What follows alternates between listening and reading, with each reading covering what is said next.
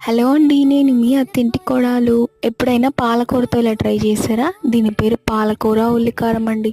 చేసి ఫ్రిడ్జ్‌లో పెట్టుకుంటే 2, 3 రోజులైనా అలాగే ఉంటుందండి. తినడానికి చాలా కారంగా భలే ఉంటుందండి. ఇప్పుడు 4 ఎర్రగడ్డలు, కొద్దిగా తెల్లగడ్డ పాయలు, 2 స్పూన్ల మిరప్పొడి, 1 స్పూన్ జీలకర్ర, 1 స్పూన్ ధనియాల పొడి, కావాల్సినంత కల్లుప్పేసి నీళ్లు పోయకుండా మిక్సీ పట్టేసుకోండి. ఇప్పుడు స్టవ్ మీద పాన్ పెట్టుకొని కావాల్సినంత నూనె, కొద్దిగా ఆవాలు, 5 ఎండుమిర్చి, ఒక పిడికుడి వెల్లుల్లిపాయలు వేసి బాగా ఫ్రై చేసుకోండి. ఇప్పుడు ఆల్రెడీ మిక్సీ పట్టుకున్న కదా, ఆ పేస్ట్ని కూడా ఇందులోకి వేసి పచ్చి వాసన పోయే వరకు బాగా కలిపేసుకోండి.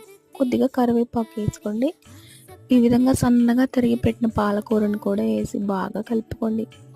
చిటికెడు పసుపు వేసి బాగా 10-15 నిమిషాల దాకా బాయిల్ అవ్వనివ్వండి. అంతేనండి, పాలకూర ఉల్లికారం రెడీ.